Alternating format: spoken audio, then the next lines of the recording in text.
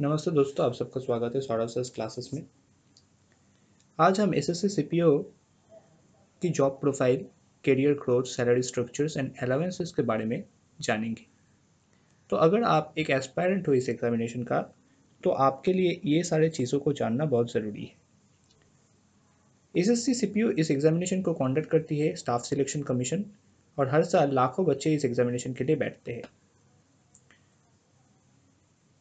तो और उनमें से कुछ बच्चों को ही इस एग्जामिनेशन के लिए वो क्लियर कर पाता है इस एग्जामिनेशन को। तो आपको समझ में आ चुका होगा कि ये एग्जामिनेशन में कितना कंपटीशन है। तो अगर आपको एक ऑफिसर बनना है और अपने देश का सेवा करना है, तो आपको एक प्रॉपर प्रिपरेशनल स्ट्रेटजी और प्रॉपर टाइम मैनेजमेंट के साथ आगे बढ़ना चाहिए। आज हम इस लेक्चर में एसएससी सीपीओ की डिफरेंट जॉब प्रोफाइल्स और उनके कोरिस्पॉन्डिंग जो पे स्केल्स है उनके बारे में डिस्कस करेंगे, और कौन कौन से अलावेंसेस अवेलेबल है उनके बारे में भी जानेंगे, और कैसे आपको करियर में ग्रोथ मिल सकता है अंडर द एसएससी सीपीओ, उनके बारे में डिस्कस करने का कोशिश करेंगे। तो आइए पहले हम एसएससी सीपीओ की डिफरेंट जॉब प्रोफाइल्स के बारे में डिस्कस करते हैं। दिस एसएससी सीपीओ आपको एक सब इंस्पेक्टर या फिर असिस्टेंट सब इंस्पेक्टर या फिर इंस्पेक्टर के रूप में आपको नियुक्त किया जा सकता है। तो आइए पहले हम डिस्कस करते हैं कि अगर आपका पोस्टिंग दिल्ली पुलिस में होता है तो आपको रेगुलर बेसिस में कौन कौन से काम करने हैं।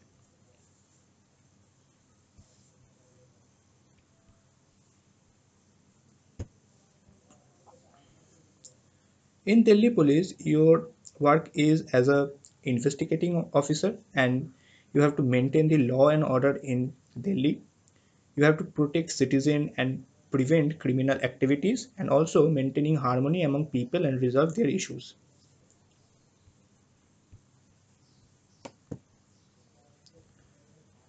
या फिर आपका posting different central arm police forces like BSF, CISF, CRPF या फिर एसएसपी, ऐसे जगह में भी आपका रिक्रूटमेंट हो सकता है।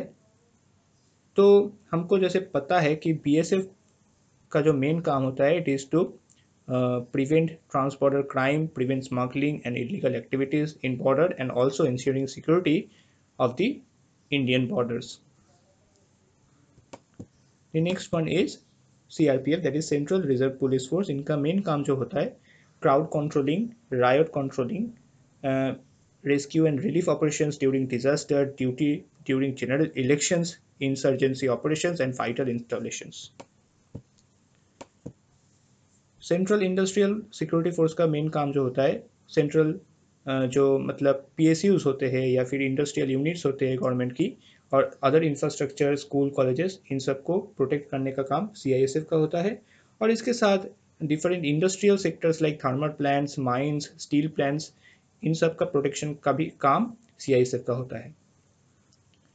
Now the next one is ITBP, that is ITBP मतलब इंडो तिब्बतियन बॉर्डर पुलिस। इनका मेन काम इंडो तिब्बत बॉर्डर को मेंटेन करना, सिक्योरिटी बनाए रखना, वहाँ पर इलीगल इमिग्रेशन को रोकना, ये सारे काम आईटीबीपी को करना पड़ता है। Now the next one is SSP, that is Sashastra Seema Bal. Their main work is to prevent border crimes and smuggling. They have to investigate related to anti-national activities across the border and maintaining security and brotherhood among the peoples in border.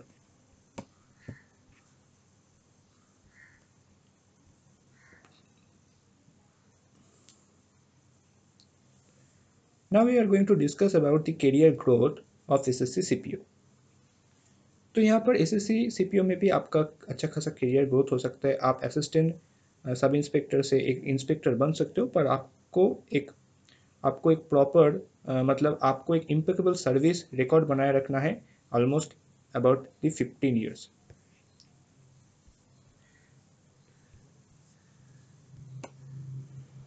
यहाँ पर एक structure के द्वारा हम ये आपको दिखाना चाहेंगे कि एएसआई से डीजी का जो बीच में कौन कौन से ऐसे पोस्ट रहते हैं और कैसे आपका करियर में ग्रोथ हो सकता है।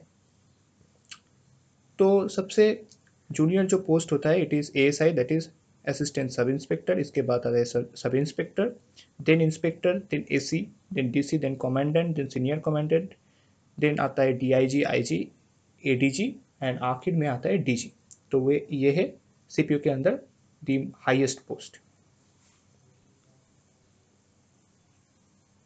चलिए अब आगे बढ़ते हैं और जान लेते हैं the salary structure under SSC CPO।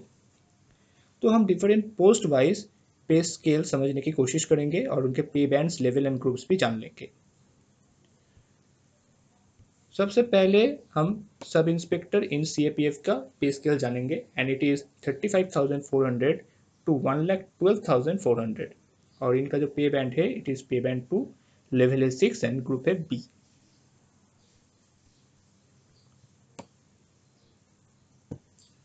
Now our next one is sub inspector in Delhi police. तो इनका भी pay scale, level and pay band same है like sub inspector in CAPF, पर इनका ग्रुप जो होता है इट इज C ग्रुप, मतलब designation sub inspector in CAPF से कम है। Now our last one is assistant sub inspector in CISF। इनका पे स्केल होता है 29,200 टू 92,300 और पे बैंड होता है 1 एंड लेवल है 5 एंड ग्रुप है C। Now we are going to discuss about the basic allowances which are provided from government। तो सैलरी के साथ इनको बहुत सारे अलाउंसेस मिलते हैं like HRA, DA, TA, ration allowances, risk hardship allowances, dress allowance, ऐसे बहुत सारे अलाउंसेस इनको मिलते हैं। तो सबसे पहले हम जान लेते हैं what are the house rent allowance. तो HRA जो है it is not less than 5,400 per month for X cities and 3,600 per month for Y cities and 1,800 per month for Z cities। X cities मतलब metropolitan cities like Mumbai, Kolkata, Chennai, Delhi etcetera. Y cities मतलब बाकी के जो बड़े शहर है like Ahmedabad, Kochi, Bhubaneswar etcetera and Z मतलब small towns and villages. तो अगर आप परसेंटेज वाइज सोचेंगे तो HRA जो होता है it is 24% of the basic pay for X cities, 16% for Y and 8% for Z. HRA में भी थोड़ा रिविजन आया है। अगर आपका डियरनेस अलाउंस 25% से ज़्यादा है तो आपका जो HRA होगा it is 27% for X cities, 18% for Y cities and 9% for Z cities. And अगर आपका DA 50% से ज़्यादा है तो आपका HRA होगा 30% for X cities, 20% for Y cities and 10% for Z cities. तो ये आपको ध्यान में रखना है।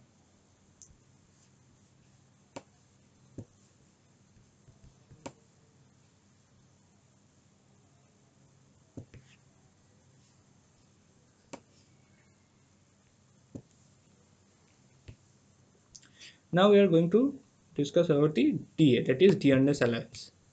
तो dearness allowance होता है 12% of the basic pay under the 7th pay commission। Transportation allowance जो है बेसिकली ये डिपेंड करता है सिटी टू सिटी, मतलब कहाँ पे आपका पोस्टिंग है उसके ऊपर। पर अगर आपका शहरों में पोस्टिंग है तो आपका जो ट्रांसपोर्टेशन अलाउंस होगा it is 3,600 plus DA and अगर सिटीज़ के अलावा बाकी जगहों में आपका पोस्टिंग है तो आपका ट्रांसपोर्टेशन अलाउंस होगा 1,800 plus DA। Now we are going to discuss about the diet and ration allowance। तो डाइट अलाउंस के लिए आपको 101.5 रुपीज़ मिलता है to SI in Delhi police and अगर आप CISF SI हो तो आपको रैशन मनी में आपको 97.85 रुपीज़ मिलेगा पर हेड पर डे। तो अगर आप दिल्ली पुलिस SI हो तो आपको डाइट अलाउंस मिलता है दैट इज़ 101.5 रुपीज़ एंड अगर आप एक CISF SI हो तो आपको रैशन मनी मिलता है 97.85 पर head per month, sorry per day.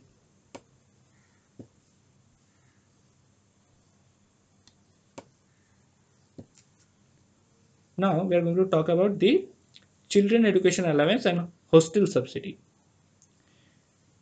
तो यहाँ पर आपको 2250 रुपीज़ मिलता है पर मंथ एंड टोटल एक साल में 27,000 मिलता है for children studying class nursery to 12 and whenever DA increases by 50%, children education allowance shall increase by 25%. और हॉस्टल सब्सिडी में आपको 6,750 रुपीज़ पर मंथ मिलता है एंड पर एनम आपका 81,000 रुपीज़ मिलता है for children studying in hostel. Whenever DA increased by 50%, CEA shall increase by 25%. Now the next allowance is dress allowance. तो dress allowance के लिए आपको 10,000 पर ईयर आपको एक ड्रेस अलाउंस मिलता है जो कि हर साल जुलाई महीने में आपको मिल जाता है. Now the last one is risk and hardship allowance. जैसे कि यहाँ पर ऑफिसर्स को बहुत सारे रिमोट सिचुएशंस में एंड बहुत रिस्की सिचुएशन में काम करना पड़ता है, तो इसके लिए यहाँ पर एक अलाउंस दिया जाता है उनको.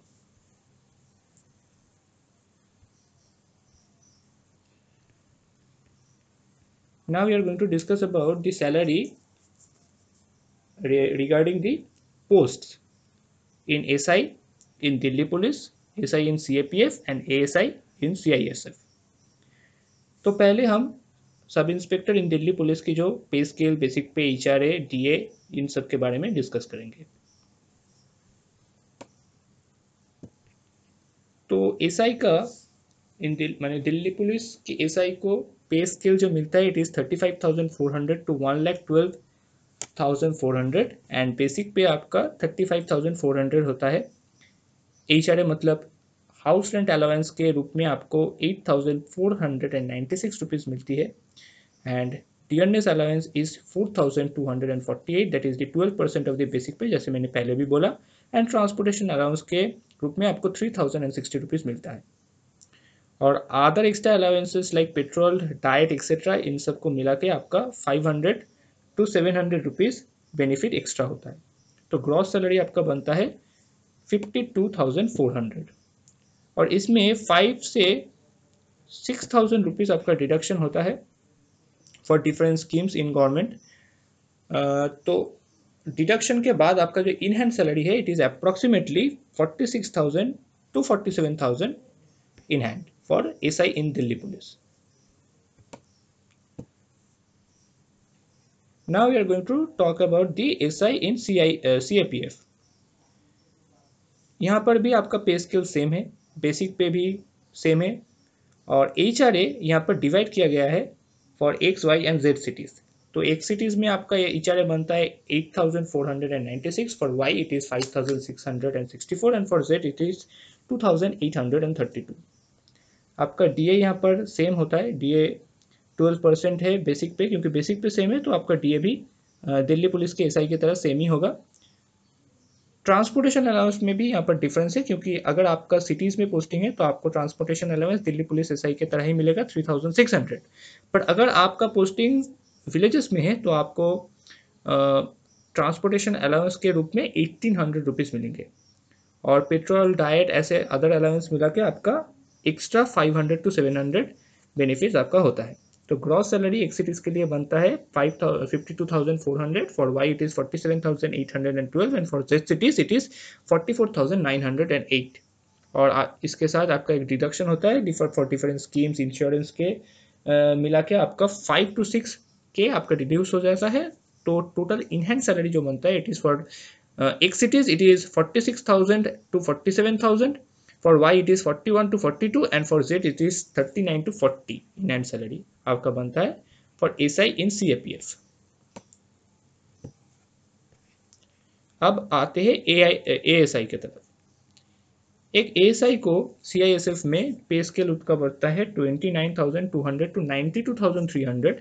बेसिक पे होता है 29,200. तो HRA बनता है अगर 24% आपका HRA होता है फॉर X सिटीज़ तो आपका अमाउंट होता है 7,008 rupees and for Y it is 4,672 and for Z it is 2,336. DA यहाँ पर बेसिक पे का 12% अगर आप कैलकुलेट करोगे तो it is basically 3,504 rupees. TA same as SI in CAPF and other extra allowances like petrol diet इन सब को मिला के आपका एक्स्ट्रा 500 to 700 बेनिफिट एक्स्ट्रा होता है. तो ग्रॉस सैलरी बनता है for x cities it is 44,012, for why it is 39,876 and for Z it is 37,504. और यहाँ पर भी डिडक्शन सेम है 5 to 6 के. तो इनहैंड सैलरी आपका एक्स सिटीज के लिए 39 to 40 के मिलता है. For Y cities it is 33 to 34 and for Z it is 31 to 32 K in hand for ASI in CISF.